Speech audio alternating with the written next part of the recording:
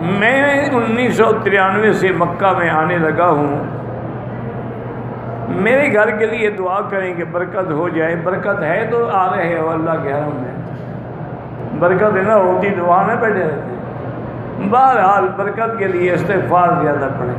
اور ایک مسئلہ آج میں آپ کو عرض کر دوں, سمجھ لیں. مثلا صورت واقعہ ہے, اس کے بارے میں حضور پاک نے ارشاد فرمایا ہے کہ جو آدمی صورت واقعہ پڑھے گا رات کو مغرب اور عشاء کے درمیان یا کسی وقت بھی, لم تصبہ الفاقۃ ابدا, اس کو کبھی غریبی نہیں آئے گی. یہ حضور نے فرمایا. لیکن تم جب صورت الواقعہ پڑھو تو اس نیت سے نہ پڑھو کہ پیسے ملیں گے. تم اس کو اس لیے پڑھو کہ اللہ کا قرآن ہے, اللہ ہمیں اس کے برکات و ثمرات نصیب فرمائے. اس ضمن میں ایک برکت یہ بھی ہے کہ فاقہ نہیں ہوگا. حضرت عبداللہ ابن مسعود رضی اللہ تعالی عنہ کے آخری وقت میں جب آپ بیمار تھے تو امیر المومنین خلیفہ رسول اللہ ذی النورین عثمان ابن عفان تشریف لائے ان کی عیادت کے. ان دنوں میں تھوڑا سا حضرت عبداللہ ان سے کچھ ناراض بھی تھے. آپس میں بھائی جو تھے, جب بھائی پیار ہو تو ناراضگی بھی ہو جاتی ہے.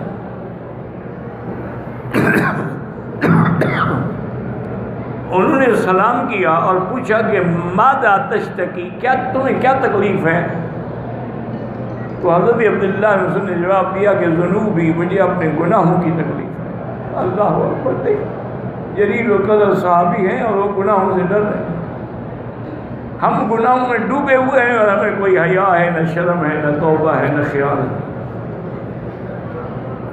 تو انہوں نے کہا اچھا یہ بتاؤ تم کیا چاہتے ہو, ما تشتہی, کیا خواہش ہے تمہاری؟ فرمایا رحمت ربی, اللہ اپنی رحمت کر. آپ نے کہا اچھا ایسا کرو کہ انا ارسل الیک طبیبا, میں ایک بڑا طبیب جو ہے شاہی طبیب اس کو بھیجوں آپ کی طرف. فرمایا الطبیب رآنی, طبیب نے مجھے دیکھا ہے. تو حضرت عثمان نے فرمایا تو پھر طبیب نے جب دیکھا ہے تو کیا کہا ہے؟ انہوں نے کہا طبیب نے کہا ہے کہ فعال لما, میں جو چاہوں کروں. مراد یہ تھی کہ مجھے اللہ نے دیکھا ہے, اللہ جو چاہے کرے.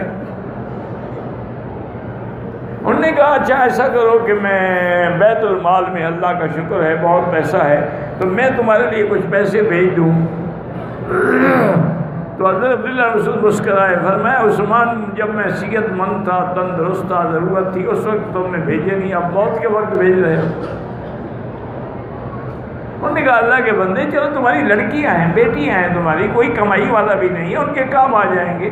تو میں علمتہن سورۃ الواقعہ, میں نے اپنے بیٹیوں کو سورۃ واقعہ یاد کرا دی ہے, ان کو تمہارے پیسوں کی ضرورت نہیں. تو سورۃ الواقعہ کی ایک برکت تو ہے ہی ہے, لیکن تم اس نیت سے نہ پڑھو. یہی وجہ ہے کہ ہمارے وظائف میں فائدہ نہیں ہوتا. ہم اس لیے پڑھتے ہیں کہ پیسے ملیں, پیسے ملیں, پیسے ملیں.